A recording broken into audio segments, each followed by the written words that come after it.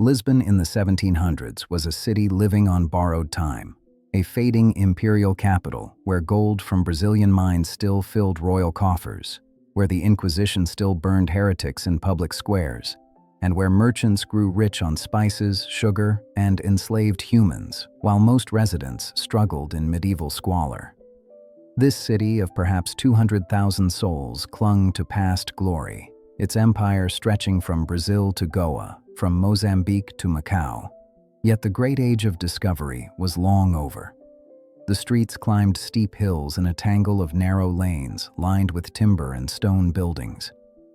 The Tagus River sparkled with ships carrying wealth from 3 continents. Churches glittered with Brazilian gold, while beggars died on their steps. Then, on November 1st, 1755, everything changed. An earthquake, tsunami, and firestorm destroyed the city in hours, killing tens of thousands and erasing medieval Lisbon forever. Today, advanced AI technology allows us to transform period engravings, paintings, and survivor accounts into photorealistic recreations, bringing the lost city back to life. Join me as we step into the Lisbon our ancestors once knew, exploring the magnificent, crumbling capital just decades before the catastrophe that would reshape it completely. The Tagus River, gateway to empire. Stand on the waterfront in 1750, and you're looking at one of Europe's finest natural harbors. The Tagus River is broad here, over a mile wide, creating a sheltered anchorage where hundreds of ships can moor safely. The harbor is crowded with vessels from across the Portuguese Empire, massive carracks from Brazil laden with gold, sugar, and tobacco, East Indiamen returning from Goa with spices and textiles, slave ships from Angola and Mozambique, coastal traders from Mediterranean ports. Watch a Brazil fleet arrive. These ships, sailing in convoy for protection against pirates and privateers, carry the wealth that sustains Portugal and enriches the crown. Brazilian gold, discovered in the 1690s, flows through Lisbon in quantities that dwarf Spain's silver. The royal fifth, 20% of all gold, goes directly to King João V, making him one of Europe's wealthiest monarchs. But look closer at the human cargo.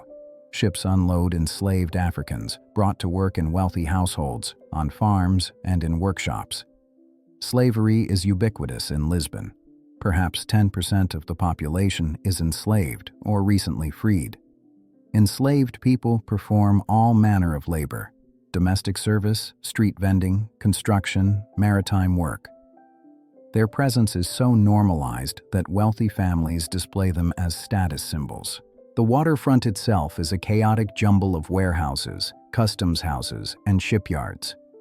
Goods are loaded and unloaded constantly. Wine from the Douro Valley, olive oil, cork, salt fish heading out. Manufactured goods from Northern Europe, Asian spices, Brazilian hardwoods, African ivory coming in. The smells mix overwhelmingly. Salt water and tar, exotic spices and rotting fish, human sweat and animal dung. The Ribeira Palace, the royal residence, sits right on the waterfront, a sprawling complex of buildings housing the king, his court, government offices, and archives. Its location symbolizes Portugal's maritime identity. The crown literally overlooks the source of its wealth and power. Fortifications guard the harbor entrance, the Tower of Belém, built in the early 1500s during Portugal's Golden Age, and the fortress of São Julião. But by 1750, these are more symbolic than practical. Portugal's military power has declined dramatically. The empire persists through inertia and great power politics rather than Portuguese strength. The city, medieval maze on 7 hills. Walk inland from the waterfront and you're climbing. Lisbon is built on 7 hills, creating a city of steep, winding streets that exhaust even the young and fit. The streets are narrow, many barely wide enough for a cart, paved with irregular stones that become treacherous when wet. Staircases cut between buildings, creating shortcuts up the hillsides. The buildings crowd together, 4, 5, sometimes 6 stories of stone, brick, and timber construction.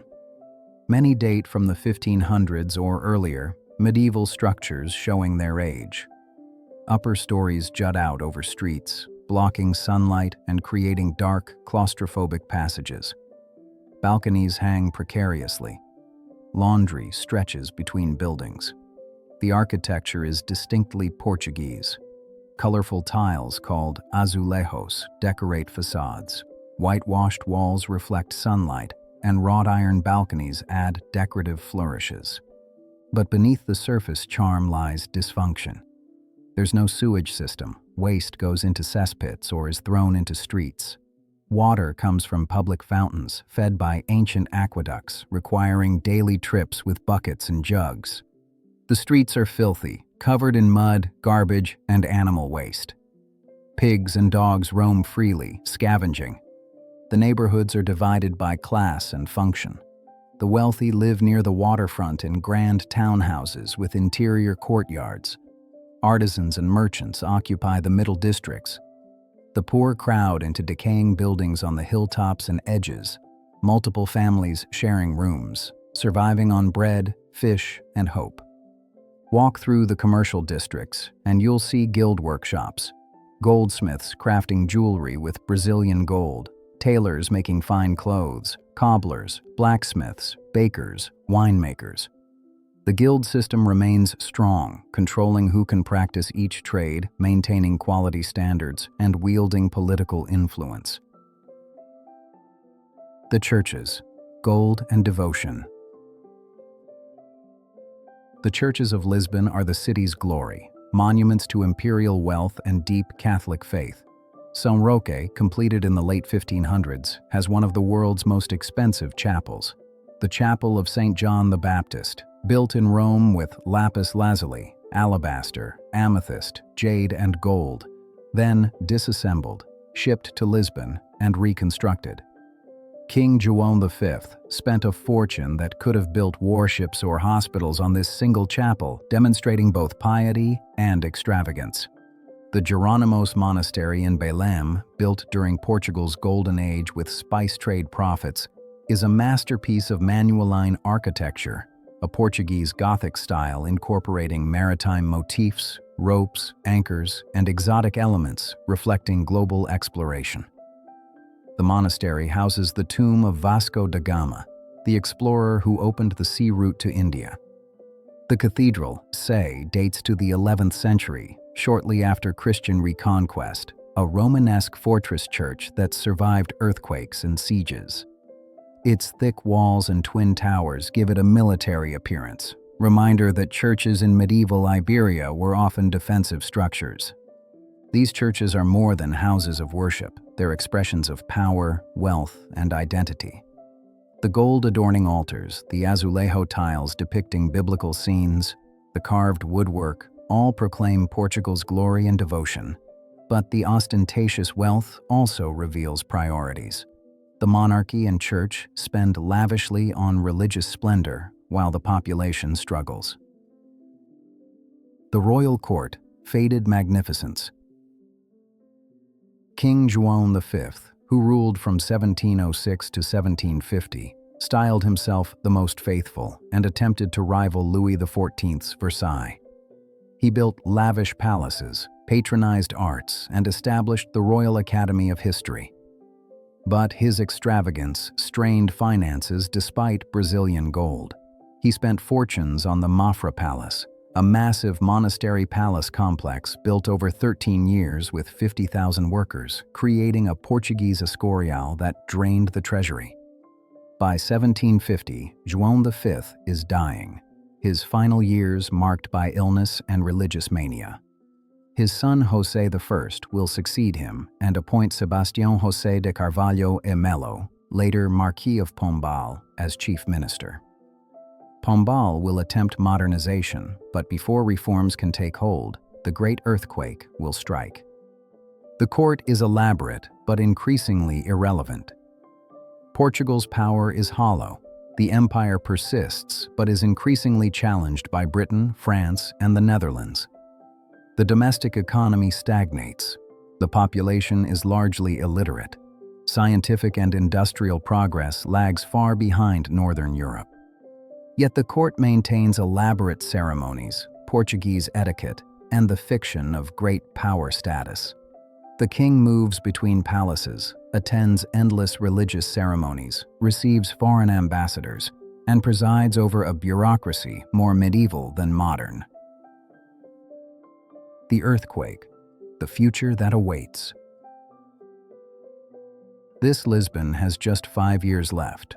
On November 1st, 1755, All Saints' Day, at 9:40 in the morning, 3 massive earthquake shocks will strike.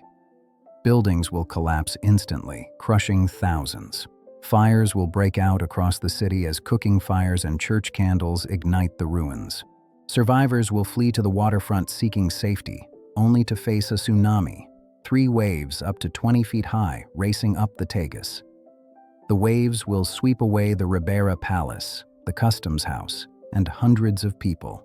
The city will burn for days. When it's over, perhaps 30,000 to 40,000 people will be dead, and 85% of buildings destroyed. The medieval Lisbon of narrow streets, ancient churches, and timber buildings will be gone. From the ruins, Pombal will rebuild Lisbon as a planned city with wide streets, earthquake-resistant construction, and rational urban design, the Lisbon that exists today. But in 1750, that catastrophe is unimaginable. Lisbon carries on, its residents living in the medieval city, attending church, working, trading, unaware that everything they know will soon be erased in one terrible morning. The legacy. Understanding Lisbon in the 1750s means seeing a city at a pivotal moment, a fading empire clinging to past glory, a medieval city about to be violently thrust into modernity, a place where immense wealth coexisted with poverty, where religious fervor justified intolerance, where beauty masked decay. The earthquake of 1755 didn't just destroy buildings, it destroyed the old order. The rebuilt Lisbon was more rational, more modern, less medieval. The disaster accelerated reforms, weakened the church's power, and forced Portugal to confront its decline. Walking Lisbon today means encountering the Pombaline city built after 1755, the grid streets of the Baixa, the broad avenues, the earthquake-resistant construction. The medieval Lisbon is mostly gone, surviving only in fragments, a few churches that were rebuilt, the castle on its hill, scattered neighborhoods that escaped destruction. But the spirit of 18th century Lisbon persists. The tiles decorating buildings, the steep hills, the Tagus waterfront, the sense of a city shaped by empire and catastrophe, glory and decline, beauty and suffering. Lisbon's story is one of dramatic transformation, of a city that died and was reborn, proving that even the most devastating disasters can create opportunities for renewal. This was Lisbon in the 1750s, a fading imperial capital on the eve of catastrophic transformation. If you enjoyed this glimpse into the lost city, please hit the subscribe button so you don't miss where we're going next. Thanks for watching, and we'll see you in the past.